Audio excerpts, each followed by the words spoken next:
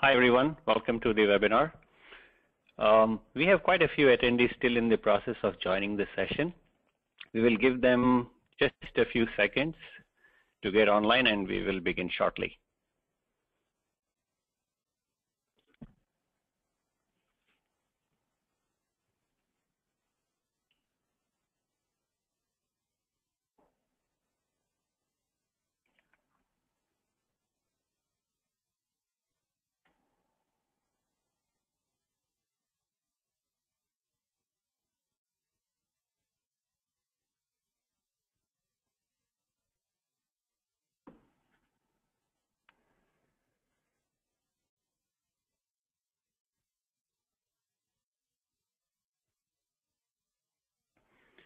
Good morning and afternoon. This is Raj and I welcome you to this webinar on CMS 2015 Program Audit Protocols, sponsored by.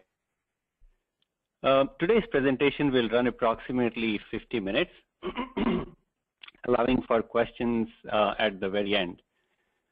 We will put the phones on mute throughout the presentation. So if you have questions, please feel free to type them in the chat box. You can see that it is located on the bottom right part of the. If you would rather send your questions by email, you can write to info@innovare.com. If you have a question for us today and we don't have time to answer all of those, during the webinar itself, we will respond to every question via email shortly after the session ends, and we will also send a summary of all the questions that were asked with the answers to all the attendees.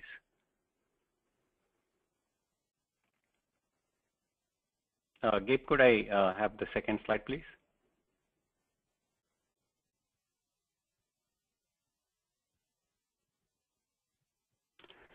Our presenter today is Gabe Viola.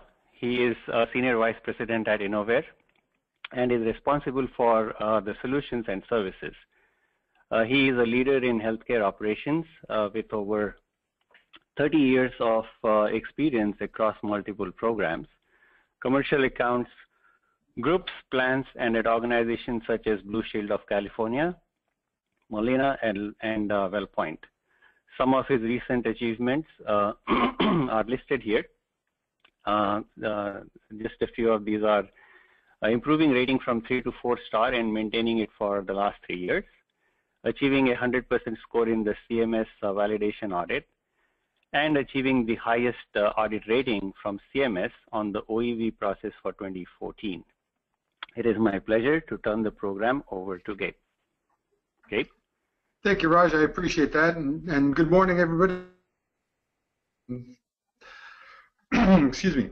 I hope the information we provide is of value and helps you in your preparation for your audits in the future. We'll be going over 4 main topics. If I can get this to work, we'll go over 4 main topics. There we go. The CMS Program Audit Protocol and Changes, just a general discussion. The importance of correct universe. The old rule of monitoring is, and then the new beneficiary investigation analysis and the timelines that is due on. So those are the main topics that we'll be discussing. Also, towards the end, we will be talking a little bit about some tips on a successful audit. And then we'll have a question and answer process as Raj explained a few moments ago, and then we'll go from there. So anyway, I know you guys are all busy and you've got a busy workday ahead of you, so we'll go ahead and get started. As you all know, CMS announced the Medicare Advantage and Prescription Drug Program Plan Audit Protocol Changes and announced that all plan sponsors will be considered for the audit, even those audited during the previous 2010 to 2014 cycle. CMS stated that it will continue to select plan sponsors for audit based on risk as well as other factors. Additional factors considered include whether the plan sponsor has previously been audited, whether the plan sponsor is in its first 2 years of operations with no prior affiliation with Medicare programs, and whether the plan sponsor has a large percentage of MA or Part D enrollment. Also, they've announced, as in previous years, that the 2015 audit process will be utilized to measure outcomes in the areas of Part D formulary benefit administration, Part D coverage determinations, appeals and grievances, Part C org determinations, appeals and grievances, special need plan model of care, and Part C and Part D compliance program effectiveness. So no great surprise with all that there, again, also many modifications have happened in the past year. Modifications were made to the universe timeliness test and universe submissions. CMS has requested additional universe to test this data. In the past, the request was for a consolidated data in one spreadsheet. However, CMS found it difficult to test timeliness in this manner. This makes it crucial to verify that all universe requirements are prepared and reviewed in an annual manner. Compliance program effectiveness has also been modified. The 7 elements are going to be tested using a tracer process. CMS is still going to be doing the interviews, but they will be sending tracers to test the elements to make sure that the compliance program is working. They've also proposed the new test elements will be piloted starting mid-year, and that's medication therapy management, MTM, and the provider network adequacy. We won't be talking too much about these two today. These portions are pretty new still, but we will be moving forward with it at a future date. Timing has also been modified on the program audit. If a sponsor is selected, it will receive a letter of engagement 6 weeks before the start date. Upon receipt, the plan sponsor has 3 weeks to submit the universe to CMS. CMS did increase the time allotted to submit the universe, but that's because they expect it to be perfect now.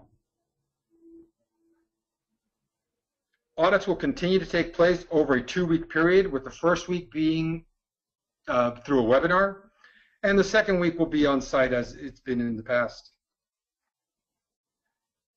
The changes, again, are a result of experience during the previous program audits, as well as factoring in the survey responses provided by plan sponsors. You know, and as CMS always goes, the goal is to audit the program to make sure that the plan sponsors are in compliance with meeting the members' needs. With that, I just want to talk just a few minutes about the enforcement actions. We all know that the penalties can be either, civil monetary penalties, intermediate sanctions, suspension of enrollment for a period of time, marketing payments. And CMS can also determine that the infraction may cause termination of the program. Penalties the penalties are done at the contract level, but again, we all know that prescription drug PACE or cost plan contracts.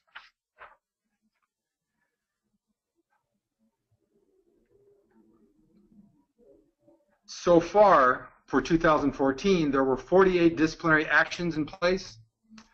6 were sanctions, 42 were monetary penalties imposed. So far, the grand total is at $8.8 million. The violations found during program audits, issues of late annual notice of change, incorrect network pharmacy directories, and enrollment processes. The average monetary penalty per item was about $200,000, the highest being $1 million, the lowest being $20,000. Now, this is quite a jump from previous years, and it's a trend that's not in our favor. In 2012, the total monetary penalties was $1.1 million. In 2013, it was $1.13 million. 2014, it rose to $4.54 million.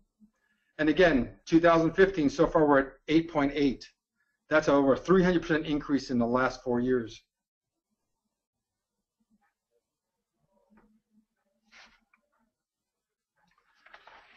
Sanctions imposed were 6. Violations found during the program audits were the result of 4 of them. Violation enrollment requirements due to state-imposed suspensions of enrollment, that was 2 of those. The average duration has been about 292 days for these sanctions. The limited marketing and enrollment period will end once CMS validates that the corrective action has been taken place and determine that the sponsor has corrected the deficiency. And we all know that it's not only just the sanction, the loss of being able to enroll. That's it has not only a loss in revenue, but corrective actions and all the work that it has to take place to get the public perception back in place, so you can keep marketing forward in the way you've been.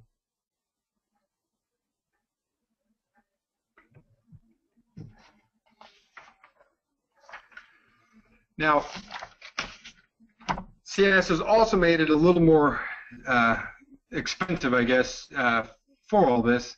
In the conference, if any of you attended, the slide will be similar to you. CMS is requiring now that in order to get out of sanction or out of the validation process, you actually have to hire an outside agency to audit to make sure that they validate the corrective action has been taken and prove remediation was successful. And we all know that that's again another portion that makes it that much more difficult as we go through this processes.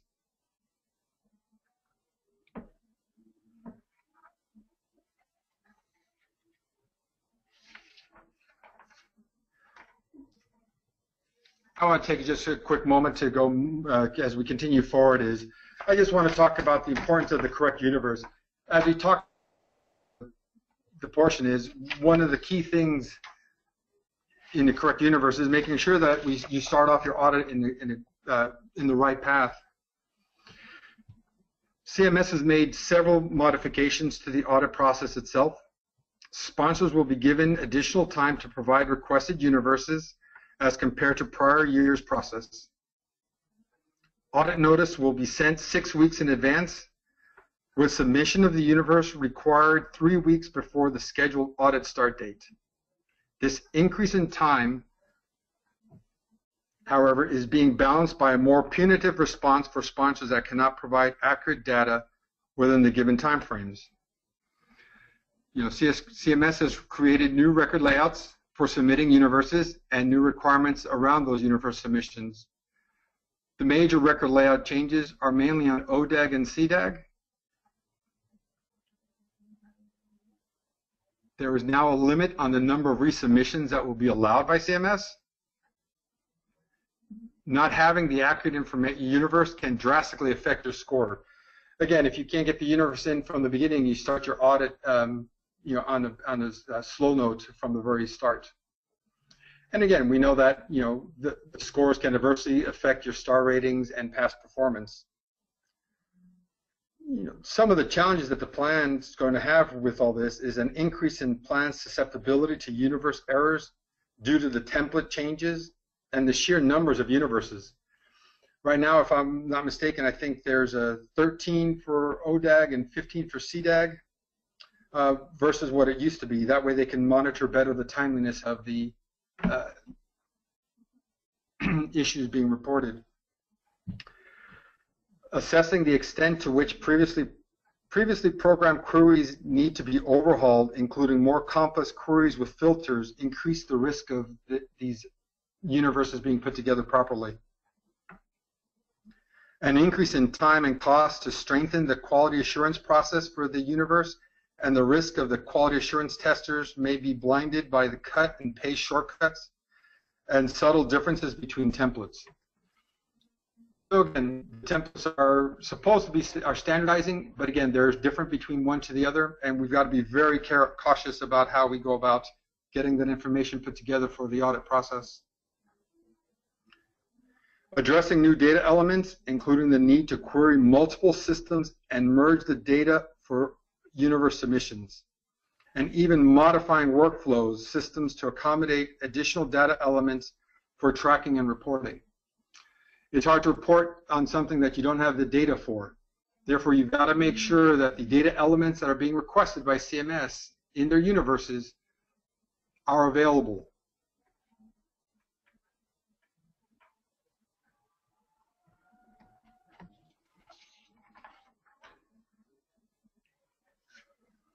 With the new submission requirements, sponsors will have a maximum of 3 attempts to provide a complete and accurate universe. Whether these attempts all occur prior to the entrance conference or they include submissions prior to and after the entrance conference takes place. However, 3 attempts may not always be feasible depending on when the data issues are identified. If multiple attempts are made, CMS will always use the last universe submitted.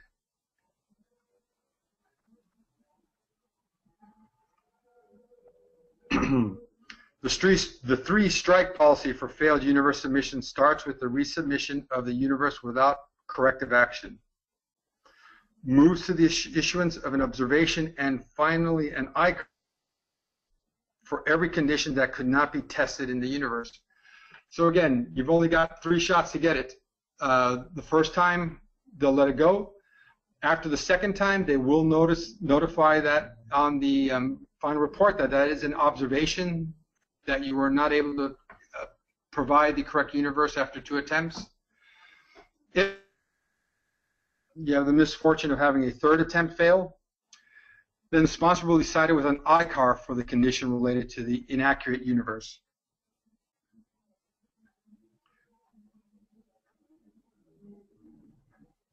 Okay. Again, the biggest impact, I believe, is going to be on the ODAG and CDAG. The universe for ODAG went from 3 to 13, and on CDAG it went from 3 to 15.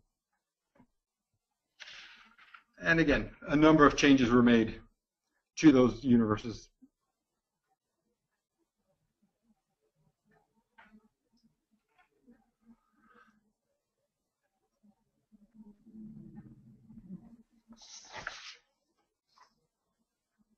So CMS announced at the June 16th conference that it will apply the requirements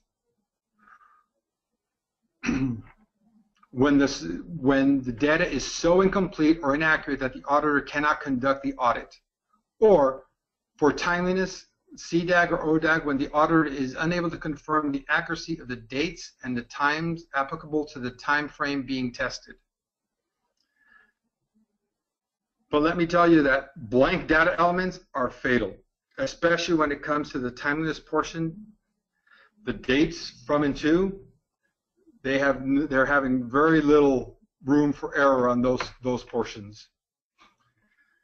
Again, the specific area of concern is failure to timely resolve grievance and notification of beneficiaries of the disposition of the grievance. In fact, over the last several years, that has been the biggest outlier for most of the plans.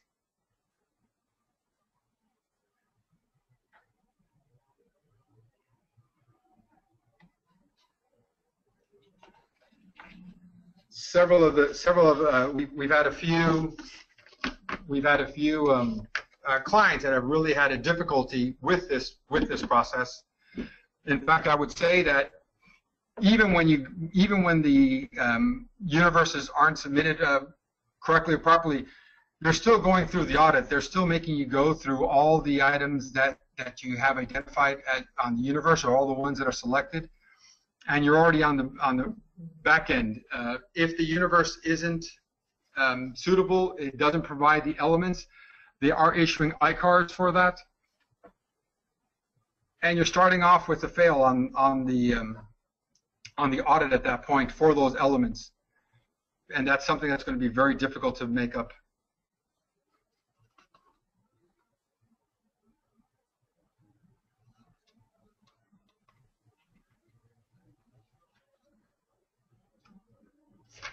I'm sorry, if you just give me just a quick moment here.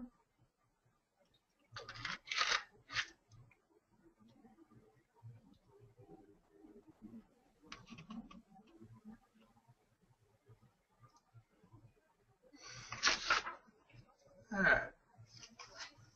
We're going to go forward and go through a little bit about, monitoring is not good enough. Again, a very loaded statement, as you can see.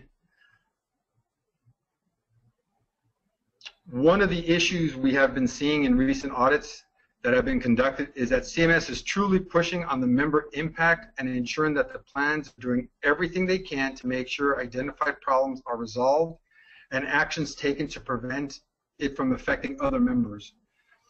I was part of an audit last year, and where not only are they making, through the audit process, are they making sure that you're doing what you're supposed to for that member, but they're wanting you to make sure that you go the extra mile for that member. One of the audit sequences that we had as an observation was the fact that even though we resolved the case in a timely manner, the observation was that we did not follow through and ensure that the member actually saw the physician after we had made the appointment for them to see the specialist. So that is the extent that CMS is pushing for the plans, to take the member's perspective and making sure that the members actually receive the care that they're looking for. I'm also aware of other organizations that have had to go through extremes to making sure that the error that's identified is corrected throughout the plan, throughout all its contracts, making sure that if you've identified it in your, plan A, that it, did it affect your plan B, your plan C, and even has it affected your other contracts, moving forward. Now, we all know that it is the responsibility of the plan to make every effort to stop errors from happening. You'll now need to demonstrate that the activities you've taken make sure that those efforts are in place and that it applies across lines.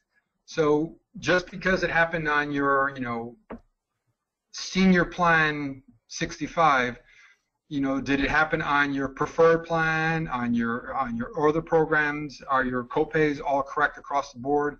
So once you identify it in one place, they're asking that you make sure that you identify it in all and prove the steps that you took to ensure that that identification has taken place.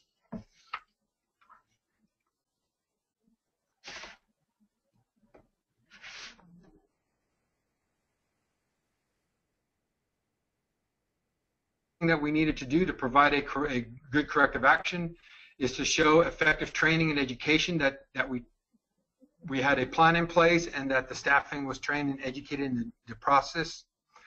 Systems for monitoring and auditing are in place. We're able to identify the different issues, go through them, properly log the call, and so forth. Promptly responding to compliance issues, the timeliness was there. If we did identify something, we self-reported. The FDR oversight, et cetera, et cetera. Again, one of the key elements that this change brings in place is that you now have to take a look across all your elements, across all your plans. If it was wrong in Plan A, did you verify it in Plan B? One of the things that makes it difficult for plans is that in many places they're actually separate databases that you're having to go across and look.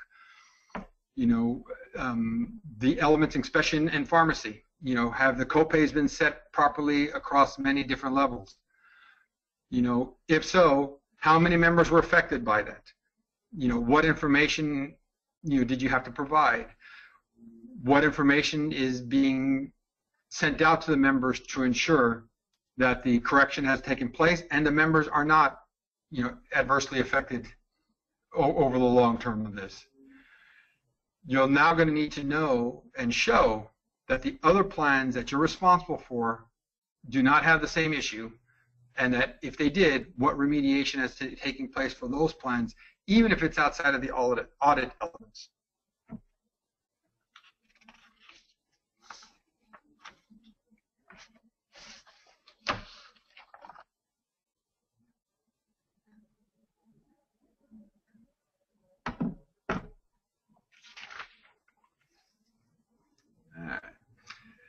And that leads us to talk about the new beneficiary investigation analysis portions. Again, I'm not quite sure that I want to say this is new, because I think that a lot of us in our plans and organizations kind of had gone through this before, but now it's being made formal and official. So in what we just talked about, how we need to make sure that we monitor across, one of the things that is being requested of us is literally that we pre-audit issues be identified, requires that the plans identify their own issues. Plans are required to report the disclosed issues to CMS. The format for reporting these issues is more detailed and includes resolved and unresolved problems. There is a time limit for submission of this report and consequences if the time frame is missed or if a plan misses an issue altogether. One of the things that I think that people underestimate when it comes to the pre-audit issue summary is that when CMS comes and audits, the last thing you want is for them to find an issue that you are not already aware of or have not already taken appropriate action to try to remedy. And that's where I think this report becomes very crucial. And again, the timeline for providing this is pretty short.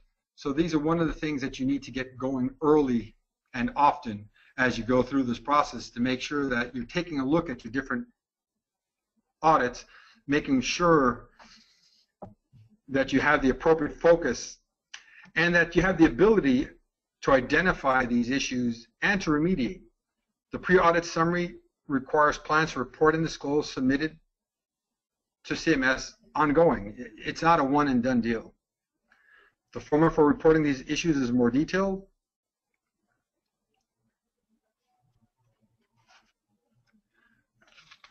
And not only are you having to identify it, but then you're having to report by issue the beneficiary impact. Now, CMS has put out a format for each of these, and I'm not going to go into that completely. It's available on the CMS website, and it came out with the February notices from CMS.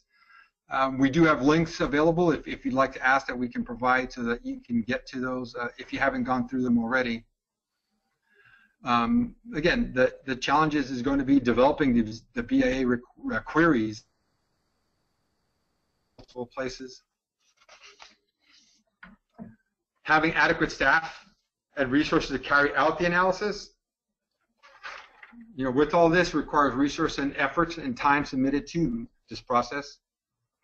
Submitting adequately developed and accurate BIAs on time. Again, just like the universes, they're expecting that this information be usable for them in their audit and their process. CMS limits the number of attempts to provide the accurate BIA. And again, a range of consequences for failed submissions applies pretty much just like as if with your universe.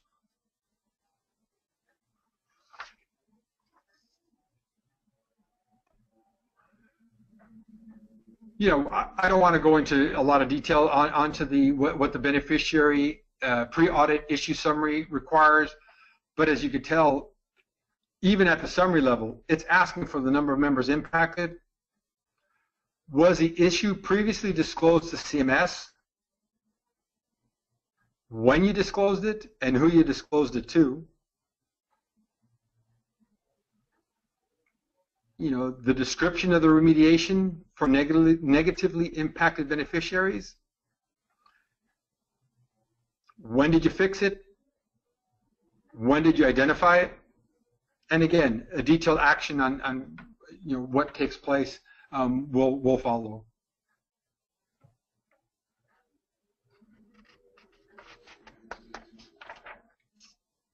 The BIA is also much more detailed. Again, it has the same reference issue number as with the pre-audit summary, and it goes into a lot of the detail. The benefit impact analysis in the CMS format must be submitted for each of the issues on the pre-audit issue summary and for certain issues discovered during the audit process. So if they find something, you'll be doing the same analysis for those pieces as well.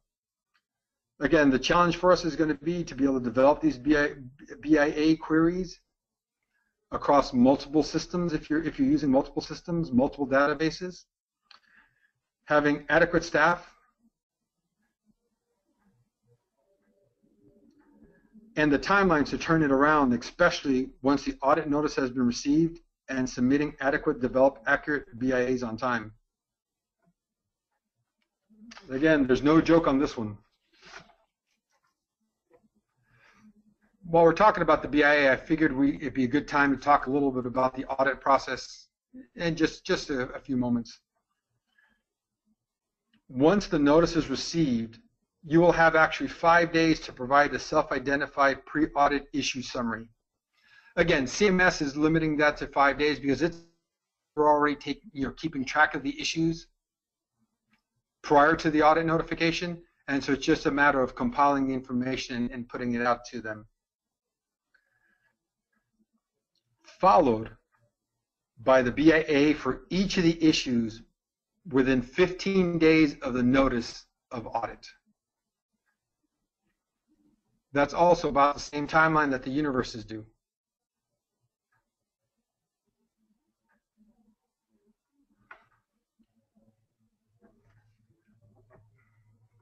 Yeah.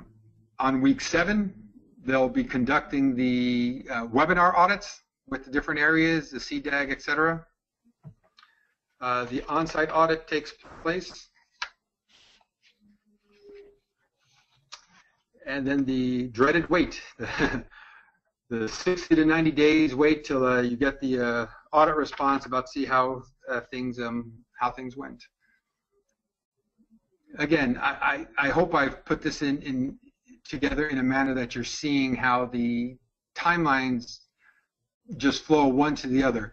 You know, the fact that they're looking for additional monitoring, the fact that they're asking for the pre-audit reviews, pre-audit summary shortly after receiving the notice, the fact that we have to do the beneficiary analysis on each of the issues pre-identified, and that we are going to have to do those issues that benefited investigation on each of the issues identified by CMS during the audit process. All that takes place in a very short amount of time and makes it very difficult for any health plan that is not prepared in order to meet the timelines. And so far, some of the first findings is that plans have not been able to meet the timelines. We have a client that had an issue with this universe submissions and getting the third submission in properly. We know of another group that had an issue with the BIAs and not having all the detailed information that CMS is requesting on the beneficiary investigations. So it is crucial that these things start now, and to be honest, as you move forward, as you go into your preparations for the audit process.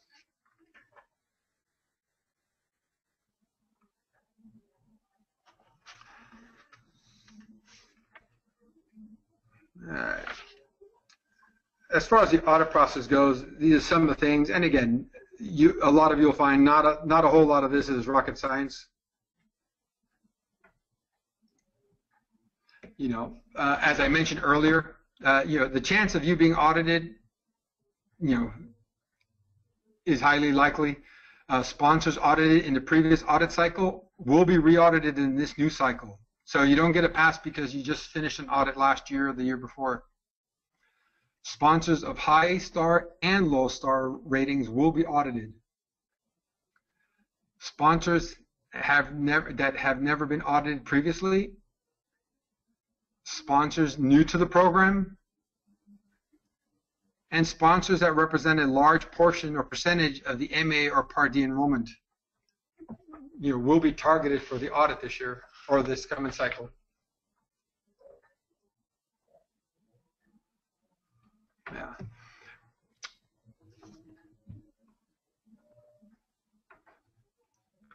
You know, since 2012, CMS has released 4 memorandums summarizing the common compliance issues found during its program audits, and has stated that the agency continues to find many of the same common conditions or findings during its yearly program audits. For 2015, CMS is expecting to escalate the consequences of finding conditions from one or more of these memos, and substantial failures may result in additional enforcement actions due to these aggravating circumstances. The bottom line is CMS is making it clear that they've been public about the information that they found where plans have had issues in the past. So one of the things that you need to do as you prepare for your audits is make sure you're familiar with the HPMS memos, the CMS fraud alerts, best practice from CMS audits, high-risk pharmacy and high-risk prescriber assessments. You need to incorporate these into your work plans. And one item I think that a lot of folks miss sometimes is that you need to incorporate these into your policy and procedures and make sure that they're reviewed and updated with current audit requirements. The last thing you want is to try to be sitting there telling CMS that you're doing A, B, C, and then provide a document that says you're doing E, and F. So those are some of the crucial elements that you start off with.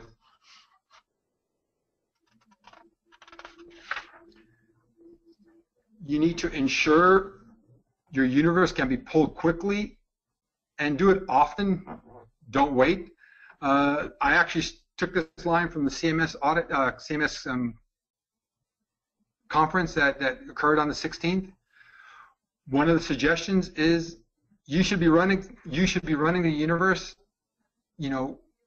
monthly, if not quarterly, to make sure that A, you can run it and that it works properly, and B, it identifies the issues that you will be encountering once you do go into an audit. Provide samples for internal audits and practice your webinars. As I'm experiencing here myself as I go through this, it's very different to be going over the process or going over what you're going to present to CMS, when you're all in a room sitting together, versus when you're facing a screen and you're not sure how the audience is reacting to what you're saying. So that is one of the things I think is key into a successful audit, is to make sure that you practice. Review frequently by department and Medicare compliance. You need to be as transparent as possible to compliance and to your own operations and to yourself. You need to make sure that you're frequently reviewing the different things that you're supposed to be doing, the different rules that you're supposed to be following, making sure that you put into your workflows, some of the things that have been identified in other plans as a best practice, or avoiding some of the failures that they've had in the past. Base your internal audits on the CMS audit protocols. Use it as another tool to confirm universe data is correct. Practice the department audit team with the department audit teams. Again, make sure you use the CMS guidelines. Internal audit should be more rigid than when CMS comes out. CMS wants 95%. Try to achieve 97. Make sure that you're pushing that in a way that it drives your success. Build some cushion if you can into your process to allow yourself to get that extra portion. One of the things, and I'll be honest, I'm as guilty as anybody else on this one, is not to forget those areas that are not specifically in the audit protocols, because you're all connected. If you're receiving, mail down in the reception, and the receptionist keeps it on her desk for 3 days before she gets it upstairs, to your appeals and grievance department, you're falling behind the 8 ball right off the bat with that process right then and there. Those are some of the key things that you need to make sure that you've got in play as you're getting ready for an audit, as you're getting ready to make sure that your CMS protocols are in place, to make sure that your timeliness is aligned with what you need to be doing. Develop your BIA queries early.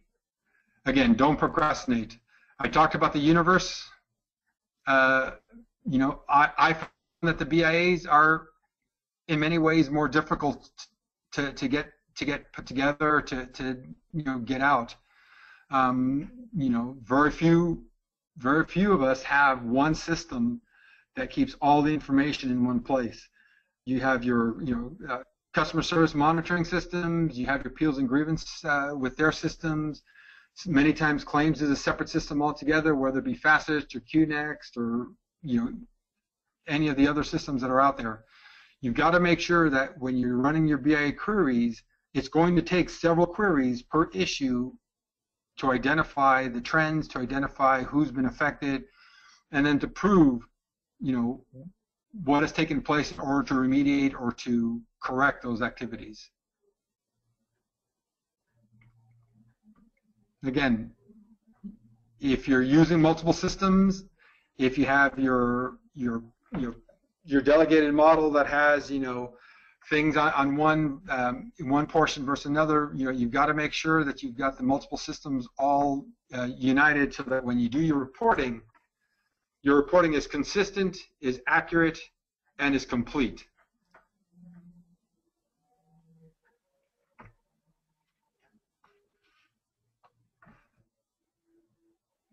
You need to educate your key managers and executives on the impact of the protocol changes for support and buy-in during the audit process. You need to identify and prepare sample universes, as we mentioned. Prepare questionnaires and coordinate responses within your own departments, just like CMS does for us. You take those same avenues and move forward with that. I'm a big proponent of conducting a CMS mock audit, or an abbreviated one at least. Carry out CARs and ICARs on findings and validate remediation efforts yourself. I mean, these are some of the things that CMS is actually expecting that we move forward with and that we achieve.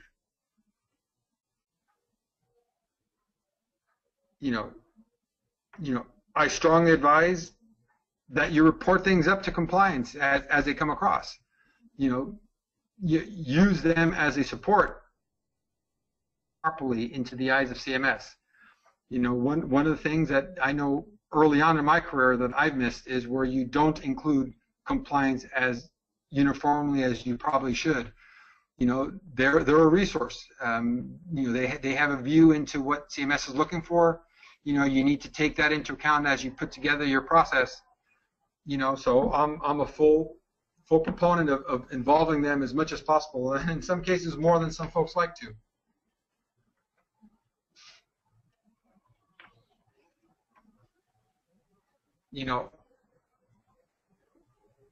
Having a monthly universe,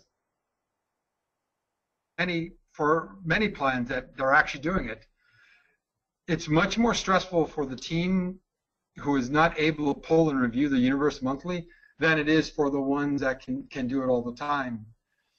I mean, if you've pulled January, February, and March, and you already know that it's working properly, you already know what is trending, you have a heads up onto what's going on, all you have to do when it's audit time is just to add the new month and continue forward from there. It gives you a huge head start into getting the items put together in order to get there. The one thing, though, I do want to caution everybody is this isn't a race once the notice comes to you. Regardless of how you practice and prepare for the audit, once you get the notice, if your company's not doing it correctly, your audit's going to come across and show that. If you're averaging, 96 hours on expedites, practicing and doing the demonstration isn't going to get it down to 72 for you to pass. Those are some of the things that you need to get put in place. And the same, if you're not doing it correctly, that's unfortunately going to show as well as you move forward. These are some of the things that early intervention, early process gets you ahead of the game, gets you moving forward, gets you going into the right direction as you head forward for your audits. With that, it looks like I'm coming up to a close a few minutes early. We're just about at the 45-minute mark here. So Raj, I guess I will be turning it over to you at the moment to see if any questions have come across. Okay, thanks, Gabe. Yeah, we do have several questions, and let me take up one that came up early in the presentation itself. This question is, if you have a finding on a previous audit and remediated issues at the time, However, the issue is identified again during the current audit. What is CMS's protocol?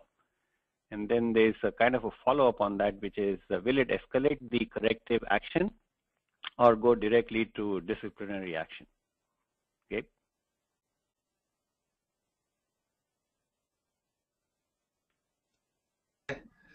Well, that's a good one. Nothing like putting me on the spot right off the top. Again, it really is going to depend on the severity of the findings.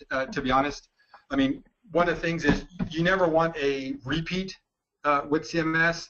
I unfortunately have had my share of those in the past, and usually it a little more expectation on getting it fixed the second time, a little more urgency.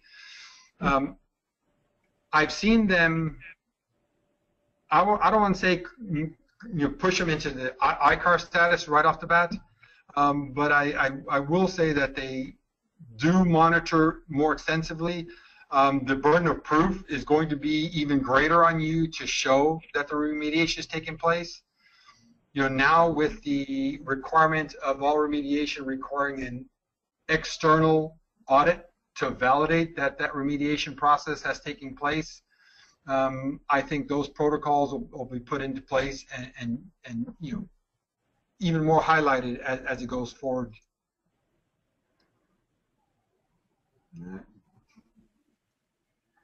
Other than that, I mean, I think that the you run a okay, Raj? Okay. So let me take up the next question. Actually, this is more general in nature, but several participants have asked about this. Are there specific restrictions on the consulting or audit firm that can be used to do the corrective action and validation? Okay. Okay. Restrictions on the audit firm, I haven't heard of them having to be off of a particular list or anything of that nature. I think that when you're looking for an audit firm, obviously you want somebody that has some reputation as being able to speak to the issues, or has audited in the past, or on the CMS recommendation, or one that is highly utilized. The one restriction that it is required is if you have a firm help you with the remediation, that same firm cannot do your validation for you. So you really do need to have a firm outside of the corrective action group validate that the processes have been modified, validate that the remediation is true, and that the members have been made whole if they were affected, something of that nature. So the real key to that is, if you're using firms that help you with the remediation, you're going to have a second firm help you with the validation of that process.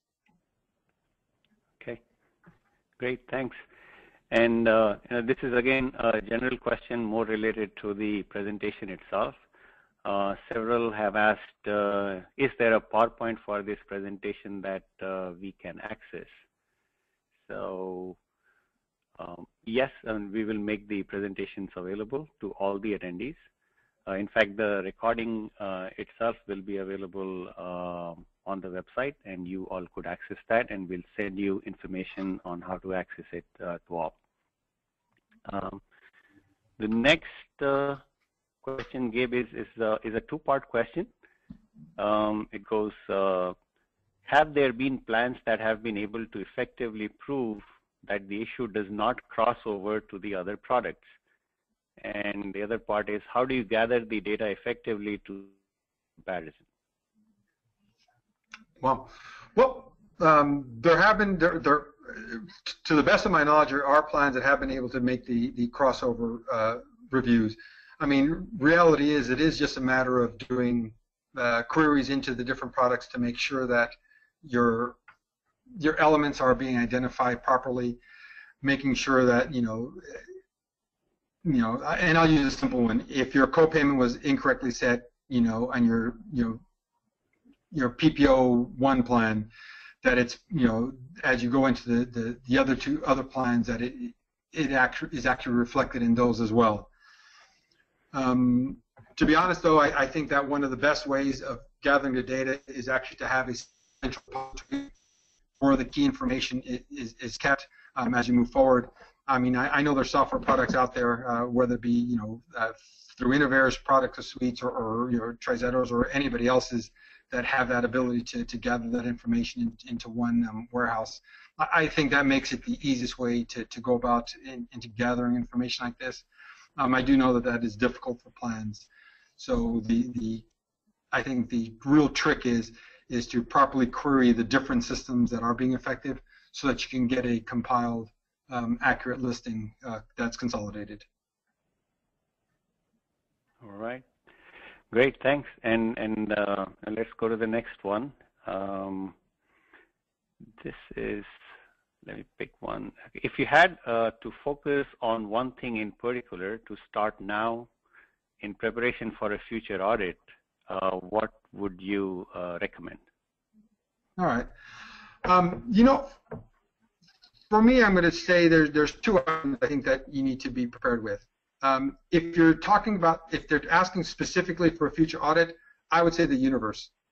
If you can't get your universe in place properly up front, you're behind the 8 ball already, and I think that is, for me, the number one. You want to start your audit as proper as possible in order to get the best results you can from that audit.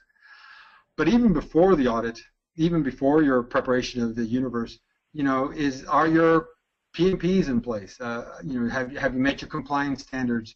Are you moving forward with those elements at that stage? I think that taking the CMS memorandums, making sure that you're not making the same mistake somebody else is. Remember, if they've caught somebody else with it, they're already looking for it in the next plan. So I think those are some of the crucial pieces that I think get missed sometimes as people prepare for their audits.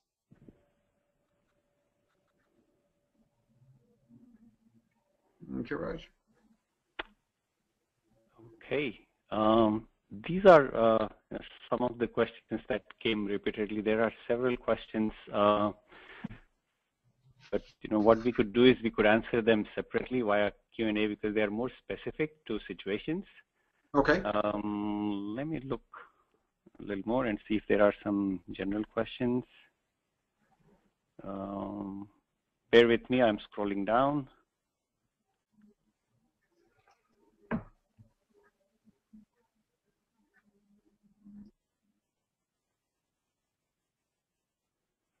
Okay, there's several, Gabe, that I see that are specific to the firm. But there is, I can just paraphrase this one. There are several people who are asking, what is your advice for a health plan? My advice for a health plan? Yep. Well, I think for advice for a health plan as you move forward, getting your data elements in place, making sure that you're able to report properly, that you report often, whether it be just internal reports yourself so that you're aware of the situations that are going on, making sure that you have a tool that properly tracks the different elements that CMS is looking for, whether it be the timeliness or the accuracy. I think those are the things in place. You need to give your operations areas and your compliance the pieces that they need to be able to properly respond. Okay, great, thanks. Okay, checking again, going down the list. Give me a moment here.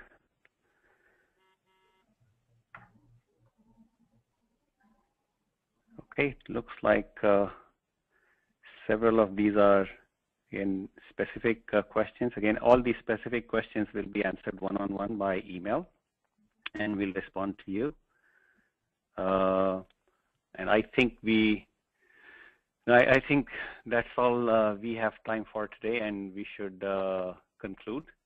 I would like to thank you, our audience, for joining us today. Thanks to Innovare for their sponsorship, and Gabe, thank you very much for the presentation. We'll leave the meeting on for some time, so if you have questions, you can send those to us. All of you will be provided a summary of the Q&A session, and we will also share the link to the presentation that you can go and download if you need it for reference. Now we conclude the webinar. Have a good day. Thank you, everybody. Thank you, everyone.